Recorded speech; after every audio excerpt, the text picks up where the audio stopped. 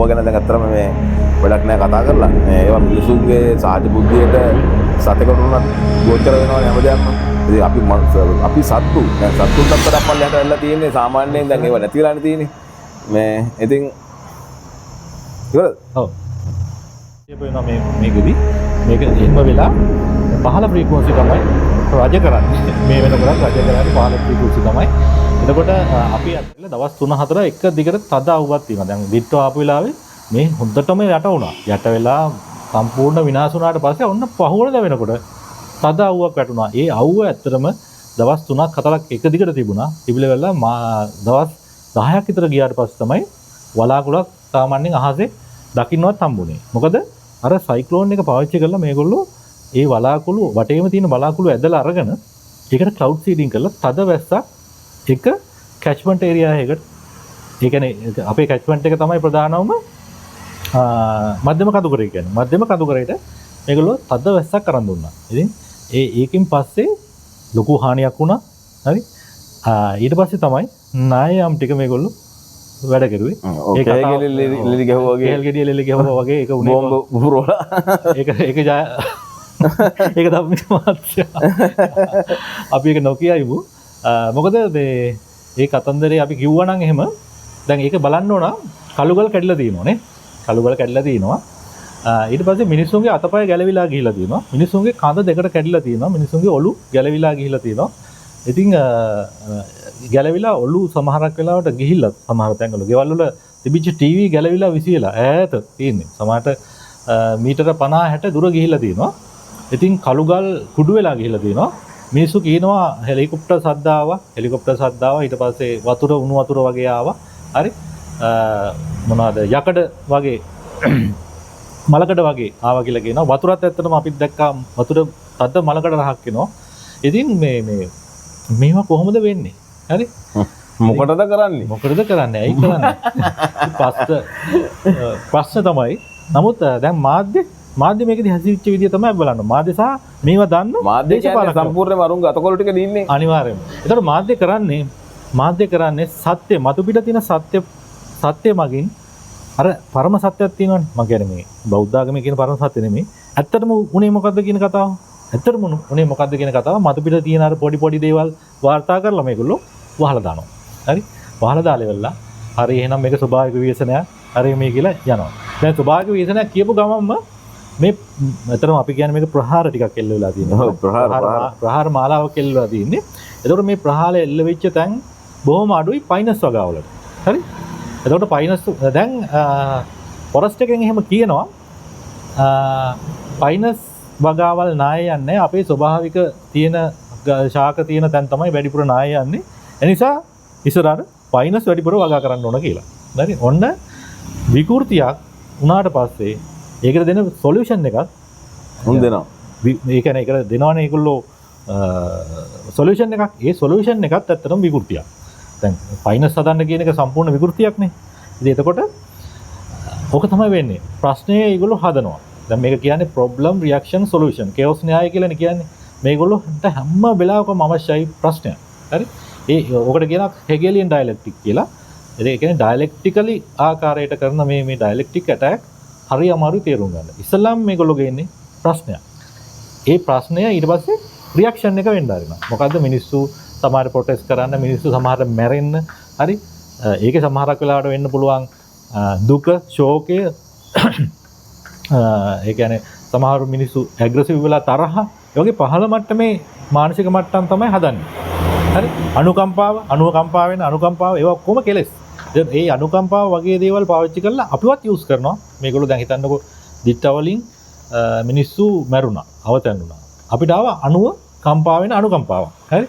අන්න අපි අනුකම්පාවෙන් ගිහිල්ලා මේ මිනිස්සුන්ට උදව් කරනවා. ඒ කතාව හරියටම හරි බුදුජ මහත්තයා ඒක. ඒ කියන්නේ එතකොට අන්න අපිවත් මේ පැත්තක ඉන්න දැන් මේකට සම්බන්ධම කිසිම දැන් අපි තුමු සම්බන්ධම නොවිච්ච පැත්තක් කියලා. දැන් මේ ප්‍රදේශයේ ලොකු හානියක් වුණේ නැහැ. නමුත් අපි අපේ කට්ටියත් ගිහිල්ලා අනුකම්පාවෙන් අර ගොල්ලන්ට උදව් කරනවා. හරි? අන්න අනුකම්පාවෙන් උදව් කරනවා කියන්නේ අන්න අර ඒගොල්ලන්ගේ ඉවෙන්ට් එකට මේ කණ්ඩායමම සම්බන්ධ කර ගැනීමක් තමයි කරන්නේ. හරි? අනුකම්පාව සමහරක් වෙලාවට තරහ දැන් අපි හිතමු ක්‍රෝධය. ඔව් ක්‍රෝධයේ පහළ මට්ටමක්. පහළ මානසික මට්ටමක්. ඉතින් එතකොට එන්නේ මේ මට්ටම් හැම එකම දැන් ඔබතුමාගේ සංඛ්‍යාත ගැන ෆ්‍රීකවන්සි ගැන. ඔව් ඒ ෆ්‍රීකවන්සිත් මේ අනිවාර්යයෙන්ම පාවිච්චි කරන්නේ පහළ මට්ටමේ සංඛ්‍යාත තමයි පාවිච්චි කරන්නේ. ඉහළ මට්ටමට ආපු ගමන් අපේ මිනිස්සු ඉහළට යනවනේ. ඉහළට යනවා. පහළට මායාවේ සෙනඟ වැඩි කරගන්න ඕන කරන්නේ. එතකොට අන්න මායාවේ සෙනඟ වැඩි වෙන්න නම් අපි පහළ මට්ටමේ ඉඳලා පහළ මට්ටමෙන්ම මැරිලා යන්න ඕන. මොකද එහෙම නැති වුණොත් මේ ලෝකේ පැවැත්මක් නැති වෙනවනේ. එකෙක්වත් මේ උපදින්න එක ඉතුරුන්නේ නැත්තම්. අන්න හරි. ඒක චක්‍රයේ කරගෙන චක්‍රීය දැන් අපේ සංසාර චක්‍රය කියලා තියෙන්නේ ඒක ක්‍රියාවලියට ඒක අවශ්‍යයි. ඒක තමයි මායя තමයි ඒක නඩත්තු කරයි යන්නේ. ඉතින් ඌ කැමති නැහැ මෙතන කවුරුත් බුදු වෙනවටවත් මේ නිවන් දකින්නවටත්. සතුට සැනසීම ඒ වගේ මානසික මට්ටම් මෛත්‍රිය කරුණාව වගේ මට්ටම් මේ සම්පූර්ණ ප්‍රතික්ෂේප වෙනවා මේකෙදි. මේක එහෙම වෙලා පහළ ෆ්‍රීකවන්සි තමයි රජ කරන්නේ. මේ වෙනකොටත් රජ කරන්නේ පහළ ෆ්‍රීකවන්සි තමයි. එතකොට අපි ඇත්තටම කරන්න ඕන මේකෙදි සංඛ්‍යාතය ඉහළ දාගන්න එක තමයි කරන්න ඕන. ඉහළ සංඛ්‍යාත වලට අපි යන්න ඕන. ඉතින් ඉහළ සංඛ්‍යාත වලට යන්න අපි බුද්ධ ශාසනයේ තියෙන ක්‍රමවේදයට වලට තමයි යන්න ඕන. ඉතින් දැන් මේකෙදි මේ බයිබලයේ කියන කතාවක් තියෙනවානේ. බයිබලයේ මේ එජෙන්ඩා එක දාලා තියෙනවා. බයිබලයේ පැහැදිලිවම න්‍යාය පත්‍රය දාලා තියෙනවා. න්‍යාය පත්‍රය දාලා හැබැයි ඒගොල්ලෝ මේකට විසඳුමකුත් දෙනවා. මොකද්ද ධම්මික මාත්‍ය දෙන විසඳුම? ඕගොල්ලෝ බලාගෙන ඉන්න ජේසුතුමා ඇවිල්ලා ඕගොල්ලන්ම උඩට අරන් යනවා. අරන් යනවා. රැප්චර් කරනවා. හරිද?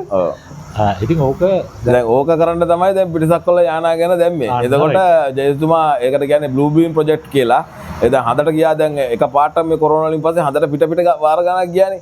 දැන් මොකද්ද මේ ඈ දැන් 1960 ගණන් වලින් ගියාට පස්සේ මේ එක පාටම යන පටන් ගත්තේ හැම රටකම ඉන්දියාව ගියා චීනය ගියා ඊට රටවල් කීයක් කී පාරකට ගියාද මොකද්ද දැන් මේ වෙන්න හදන්නේ හදට ගිහිල්ලා මොන හරි මේ අපිට මැජික් පෙන්වන්නද මැජික් තමයි පෙන්වන්න හදන්නේ එච්චරයි කියන්නේ තියෙන්නේ ඒව දැකලා හන්දියක් ගන්න යක්කු එතකොට දැන් ඔය පෙරනිමිති පෙන්වනවා දැන් ටික කාලෙට ඉස්සලා රූපවාහිනිය ගියා දැන් අවුරුදු දෙකකට ඉස්සලා පොතේ මහත්තයා මතකද දන්නේ නැහැ ගෙවල් වල අදුසුමාන බලවේග තියෙනවා බඩු විසි කරනවා අරකයි මේකයි කියලා වෙලා දැන් ඔක්කොම තාක්ෂණය හොයන් ඉවරයි අපිට යක්කු භූතයෝ නැහැ කියලා බොරු ගන්නලා උන් ඔක්කොම මේවෙන් වැඩ කටයුතු මන්ත්‍ර ශාස්ත්‍රයේ හැමදේම උන් පාවිච්චි කරන ඒ අහවල් කට්ටිය.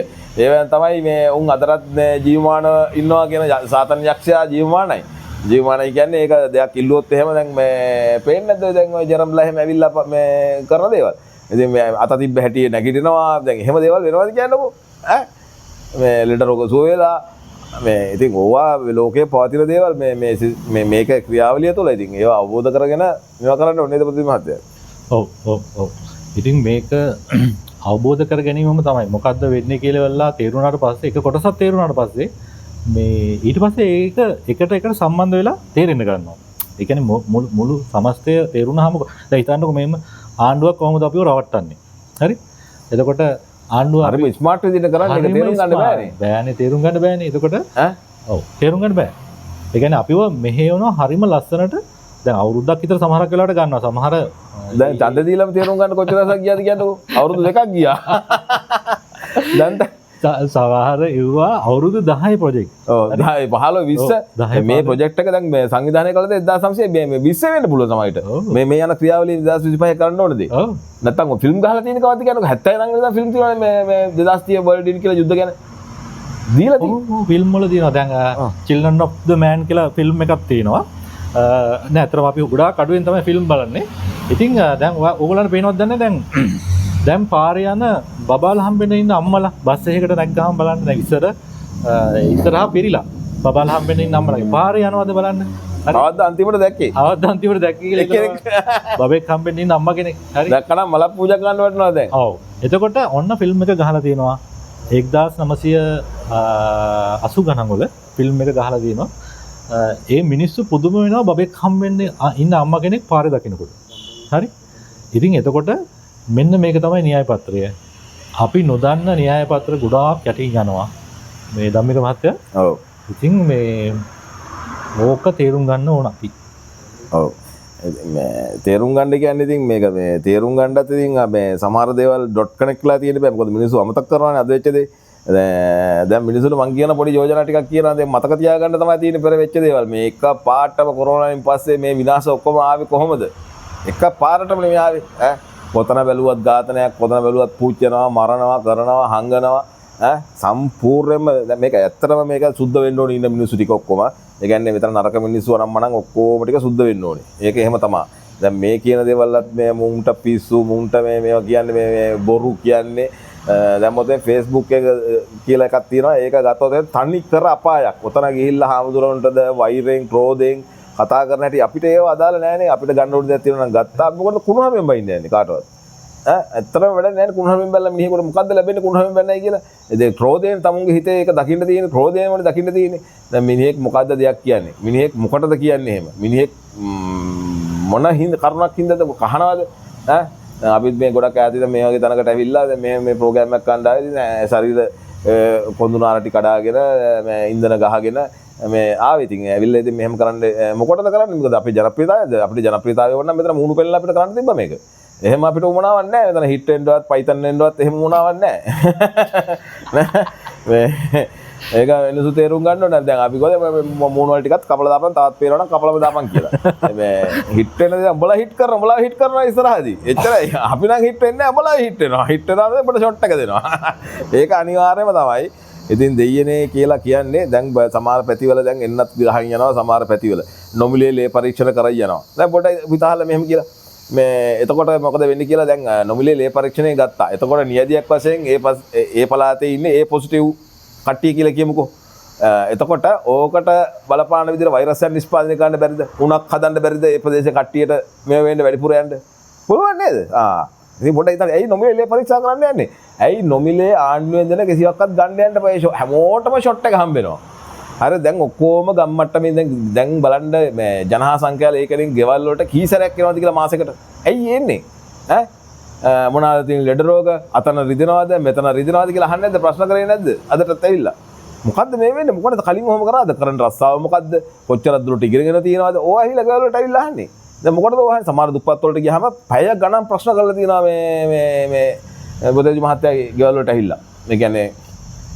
දැන් ඕවා ගැන දැන් අත්‍තරම මේ වැඩක් නෑ කතා කරලා මේ ඒවා මිනිසුන්ගේ සහජ බුද්ධියට සතෙකුට උනත් ගෝචර වෙනවනේ හැමදේම ඉතින් අපි සත්තු දැන් සත්තුන්ටත් වඩා පල්ලෙහාට වෙලා තියෙන්නේ සාමාන්‍යයෙන් දැන් ඒව නැති වෙලානේ තියෙන්නේ මේ ඉතින් ඉවරද ඔව්